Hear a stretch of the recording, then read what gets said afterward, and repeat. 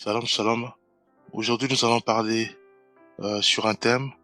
Donc, le thème, ça va être soyons intègres comme le Maître l'a été. Soyons intègres comme le Maître, Jésus-Christ, l'a été. Alors, pour cela, nous allons prendre quelques versets bibliques. Donc, nous allons prendre déjà Proverbe 11, verset 3. Donc, je vais lire. L'intégrité des hommes droits les dirige. La perversité des perfides les détruit. Voilà, prenons encore un autre verset, nous allons prendre toujours, nous allons prendre Psaume 25, verset 21. Que l'intégrité et la droiture me protègent, car je me confie en toi. Nous allons prendre Jean 14, verset 6. Je suis le chemin, la vérité et la vie. Nul ne vient au Père que par moi. Sur ces trois versets, nous constatons que l'intégrité est très importante pour nous. Nous qui avons choisi de suivre Jésus-Christ comme notre Seigneur, comme notre Sauveur et comme notre Maître. Jésus-Christ était intègre. Jésus-Christ marchait sur les traces ou sur les voies de son Père. Jésus-Christ est notre modèle, puisque tous nous aspirons à être comme Jésus-Christ. Donc notre barre, elle est haute. Notre barre se situe au niveau de notre Maître, qui n'est autre que Jésus-Christ. Nous aspirons à être comme Jésus-Christ, et c'est pour cela que parfois souvent nous regardons Christ comme notre modèle, et nous creusons, nous méditons sur Jésus-Christ, puisque c'est lui qui est notre guide, c'est lui qui est notre sauveur, c'est en lui que nous devons manifester notre foi ferme, car en faisant ainsi, oui, nous avons le salut, et c'est en Jésus-Christ que nous aspirons réellement à lui ressembler. Et Jésus-Christ était intègre. Jésus-Christ était intègre. Nulle part nous avons lu où Jésus-Christ manifestait tout ce qui est débauche, tout ce qui est haine, tout ce qui est colère, tout ce qui est animosité, tout ce qui est calomnie, harcèlement, tout ce qui est vol, mensonge. Jamais, bien-aimé. Parce que Jésus-Christ était intègre à la parole. Nous montrons l'exemple.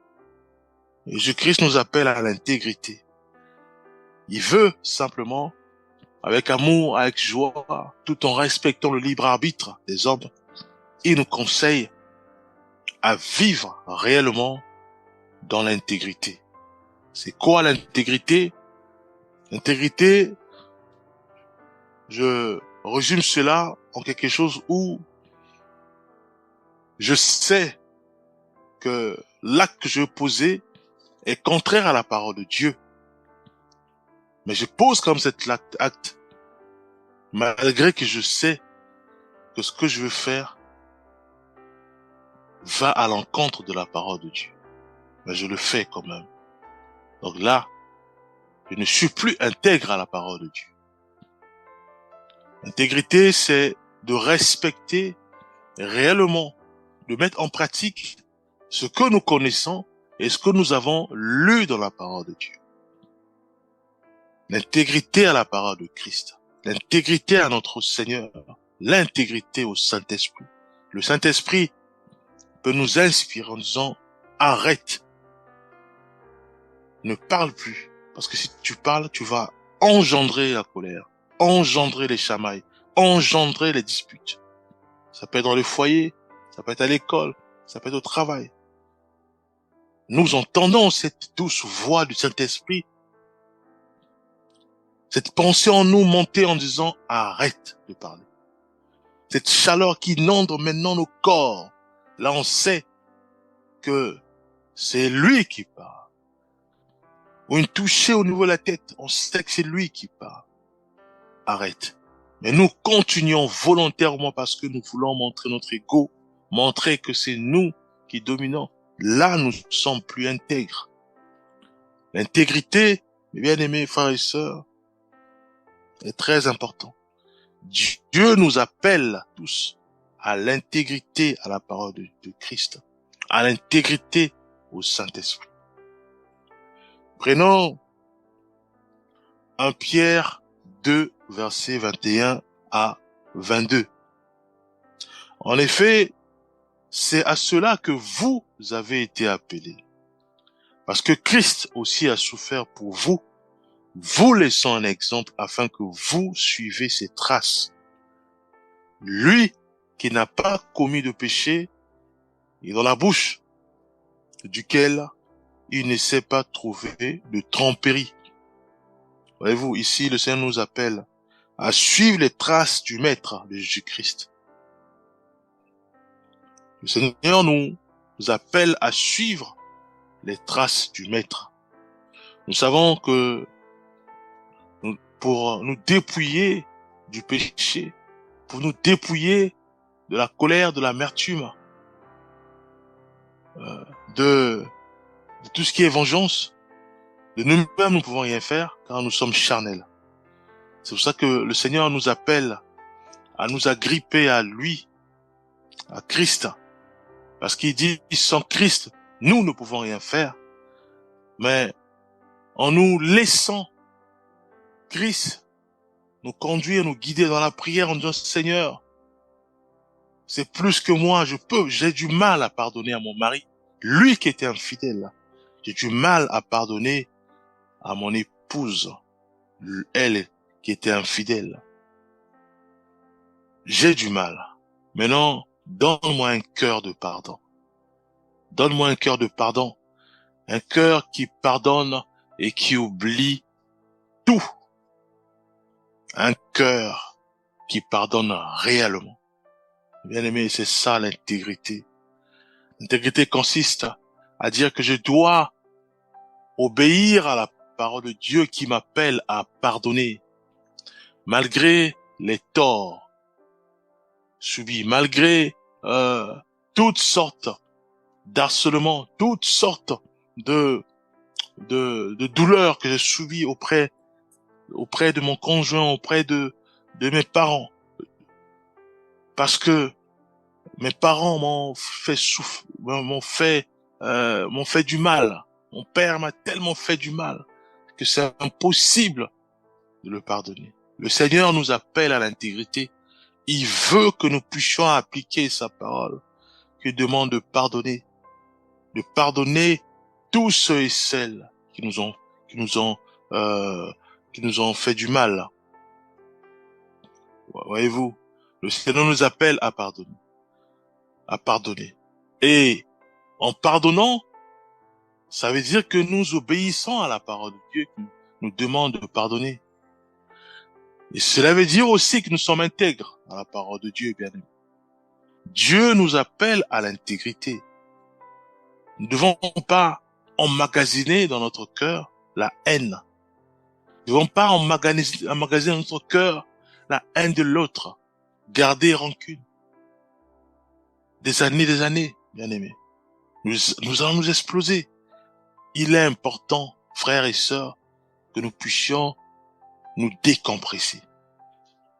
C'est-à-dire que crier au Seigneur que non, je dois me débarrasser de cette accumulation de la haine, de la colère qu'on face à mes frères, face à mes sœurs, face à mes parents, parce que moi j'avais raison et ils avaient tort. Oui, ça peut être vrai, mais Dieu nous appelle à pardonner, malgré, même si que j'ai tort ou que j'ai raison, Dieu m'appelle à libérer, à pardonner, à nettoyer mon cœur, à faire en sorte que mon cœur soit pur. Parce que tant que j'ai dans mon cœur la haine, la colère, tout ce qui est méchanceté, l'esprit de vengeance, le cœur n'est pas pur. Heureux ceux qui ont des cœurs purs, car ils verront le Seigneur. Même pour voir le Seigneur, il faut avoir un cœur pur, bien aimé. Le Seigneur nous appelle à l'intégrité. L'intégrité appelle à l'obéissance et à la pratique de la parole de Dieu.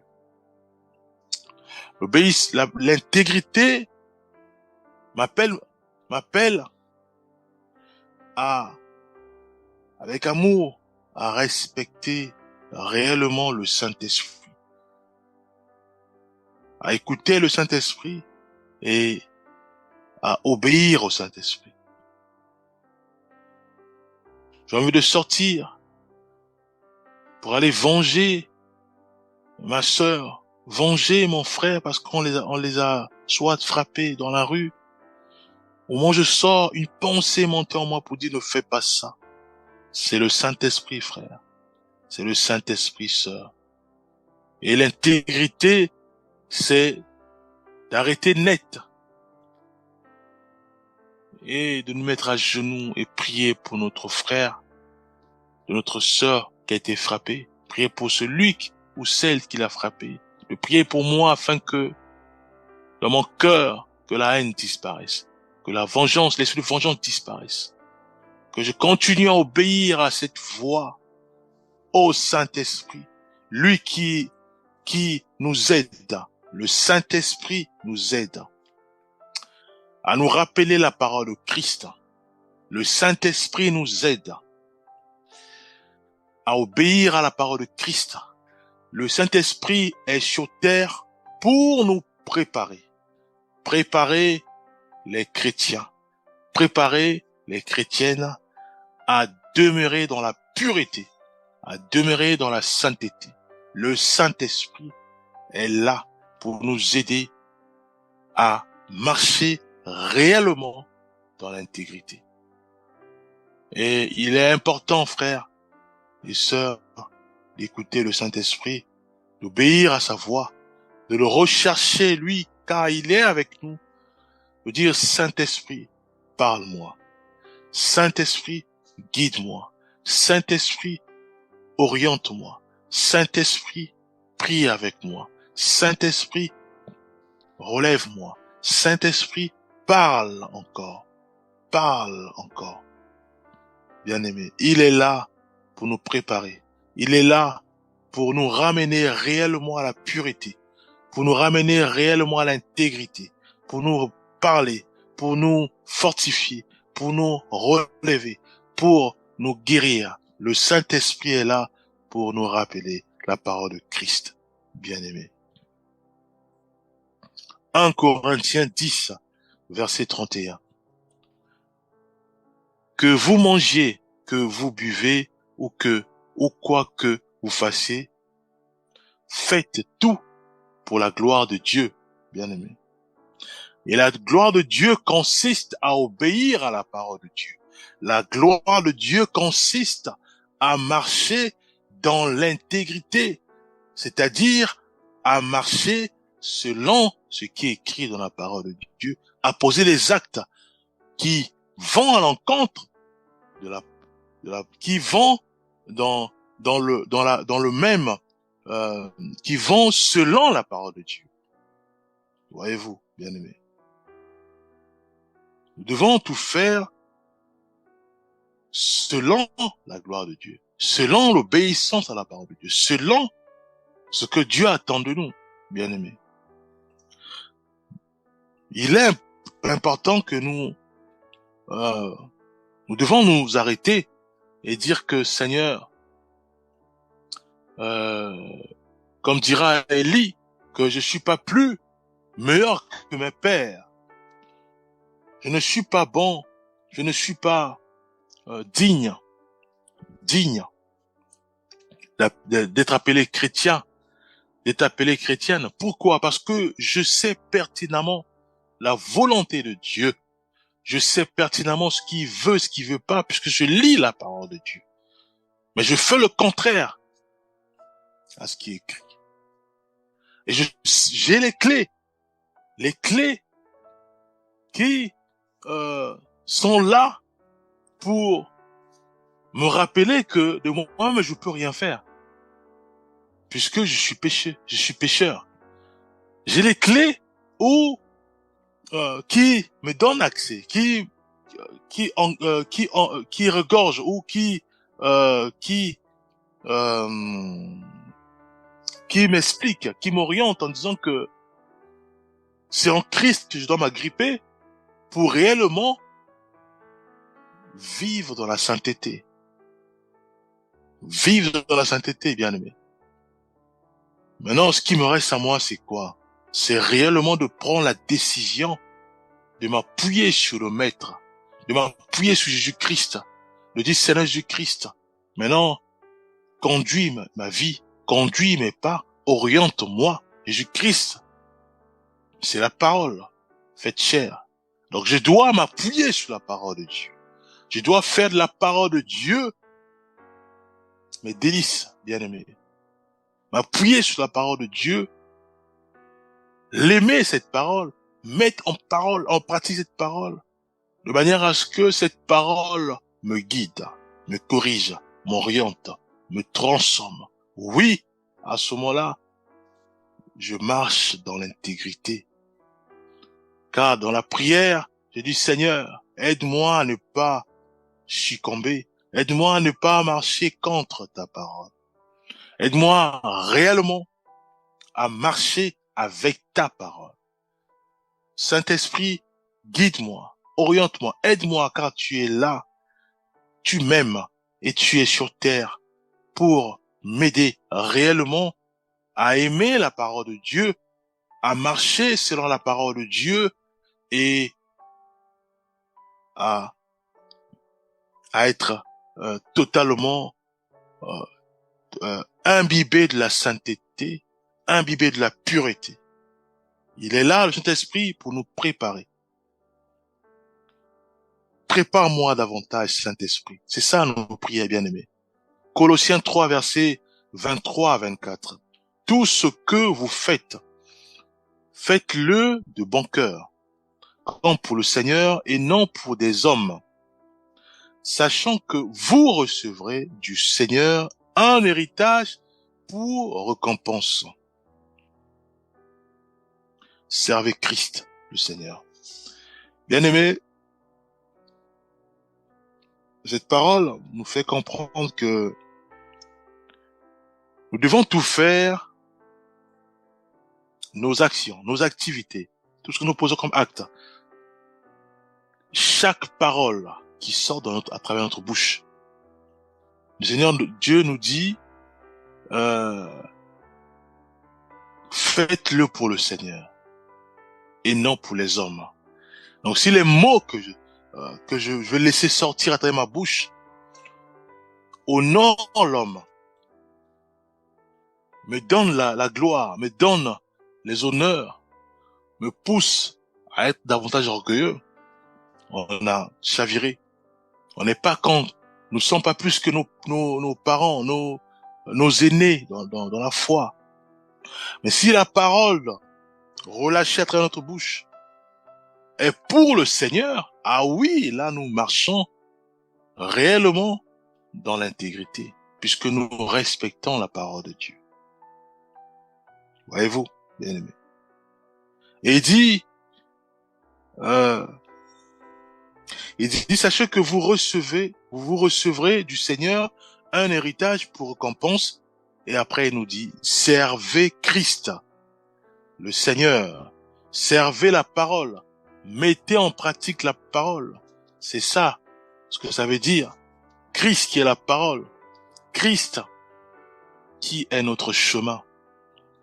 La lumière, la parole. Cette lumière qui nous éclaire. La parole nous éclaire. Cette lumière qui nous ramène vers le Père. La parole est là pour nous former, transformer, afin que nous puissions, par cette parole, puisque nous avons cru à cette parole, que nous puissions avoir le salut. Et nous avons encore d'autres aides qui sont là. Le Saint-Esprit, qui est aussi là, toujours pour nous préparer sur la base de la parole de Dieu, afin que nous soyons encore mieux éclairés et que nous puissions, oui, glorifier le Seigneur. Frères, sœurs, nous croyons que l'intégrité, nous devons réellement mettre cela en pratique. Donc, si je sens monter en moi une pensée qui me pousse à mentir, je dois dire à cette pensée que moi, j'ai choisi un autre chemin.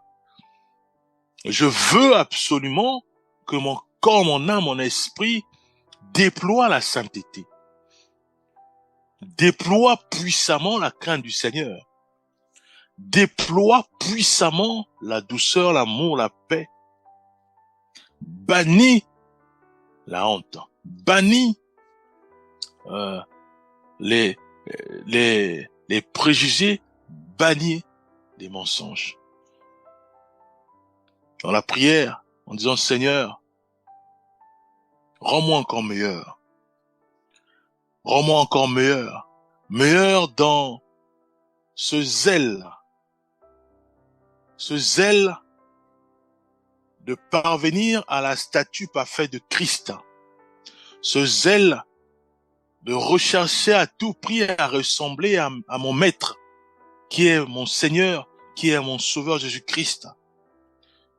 Aide-moi, comme lui dira, que vous, si vous croyez en moi, vous ferez des choses plus grandes que moi. Jésus-Christ va dire cela à ses disciples, à nous qui sommes ses disciples, bien-aimés.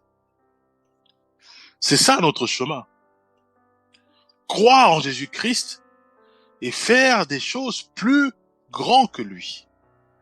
C'est ce qu'il nous attend, ce qu'il attend de nous. Il attend de nous que nous puissions faire des choses plus grandes que lui. Manifester une foi ferme à notre Seigneur Jésus-Christ. Déployer puissamment la sainteté. Déployer puissamment l'intégrité.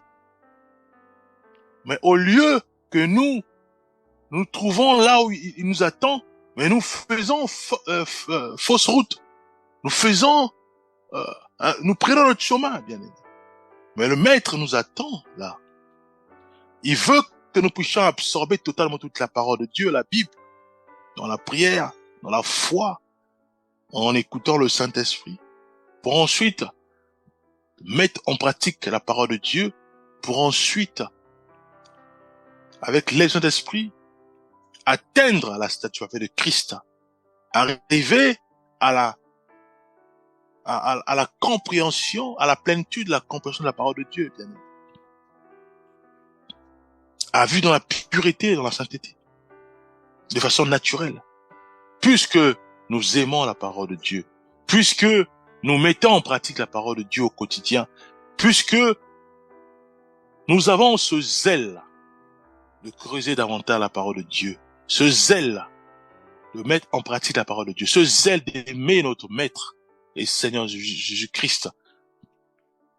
La sainteté pour nous, ça va être un jeu d'enfant, ça va être naturel, bien aimé. C'est comme si nous marchions dans la lumière sans se rendre compte. Mais ceux et celles qui sont dans les ténèbres voient en nous la lumière. Mais pour nous, la lumière, ça devient un jeu d'enfant, ça devient naturel, parce que nous marchons dans la lumière. Voyons-nous. Le Seigneur nous appelle à l'intégrité. Nous devons être intègres. Je sais que ce que je pose comme acte est interdit dans la parole de Dieu. Je pose pas cet acte. Si je pose cet acte, malgré que je suis conscient que c'est condamné dans la parole de Dieu, je ne suis plus intègre. Or, Dieu m'appelle à être intègre. Nous devons, mes bien-aimés frères et sœurs, prier, Seigneur, je veux absolument être intègre. Je veux absolument que la crainte de ta parole inonde réellement mon cœur. Parce que j'ai l'impression que j'ai pas peur de ta parole. Or, je veux que cette crainte résonne puissamment dans mon cœur. La crainte de ta parole. À ce moment-là, l'intégrité va se déployer puissamment dans ma vie. Puisque si je veux mentir, il y a beaucoup de cas. Je peux mentir, voler, la prostitution, ou tomber dans la séduction, voilà, la convoitise. Donc, toutes les belles sœurs que tu vois, donc tu dois toujours les aimer. Quand on sait que le frère là pour l'avoir, c'est simple, on met seulement les belles sœurs devant aller. On va voir le frère va être zélé, il va commencer à beaucoup parler. Donc là, on sait que c'est pas bon. Vice versa, où ça peut être une sœur face à des frères. Voyons-nous. Donc, ça touche beaucoup des points, beaucoup des cas. La colère, la haine, ça, voilà. J'ai toujours raison. Mon épouse a toujours tort. Ou mon époux a toujours tort. J'ai toujours raison. Mes parents ont toujours tort. Voilà. Donc, ça touche beaucoup des points. Donc, chacun de nous, voilà. Nous allons tous nous reconnaître, hein, à travers ce qui nous pousse à ne pas être intègres. Mais Dieu nous appelle réellement à nous dépouiller de tout ça et à aimer sa parole, à mettre en pratique sa parole, qui nous demande à nous de voir les autres comme étant au-dessus de nous. Nous devons nous diminuer, bien-aimés. Nous devons rechercher réellement le Saint-Esprit, rechercher sa grâce, afin qu'il nous parle davantage, nous prépare davantage. Voilà, nous allons prier. Dieu d'Abraham, d'Isaac et de Jacob. Père, nous remettons nos vies entre ta main, Père. C'est toi, ô Père, qui a tant aimé le monde, qui a envoyé son Fils unique, Jésus-Christ, lui qui est mort à la croix, en accomplissant un puissant travail. La parole nous est léguée. Nous avons la parole. Nous sommes éclairés, Père, puisque avant nous étions dans les ténèbres, mais la parole nous éclaire. Et non seulement ça, Père, nous te bénissons pour le Saint-Esprit. Oh, quelle grâce, car il est avec nous sur terre. Et il nous prépare. Aide-nous, ô Père, à être sensibles à ton Esprit Saint. Aide-nous, ô Père, à nous agripper à ton Esprit Saint, Père. Nous voulons absolument, ô Éternel des armées, nous laisser toute la place, notre corps, âme et esprit, afin que nuit et jour, Père, que nous soyons réellement préparés par lui, réellement nous puissions l'écouter, l'exaucer et le mettre en pratique ses orientations. Père, aide-nous, Père, aide-nous réellement à être vraiment prêt pour obéir, prêt dans l'obéissance à ta parole, prêt dans l'intégrité à ta parole. Au nom de Jésus-Christ, nous avons ainsi prié. Amen.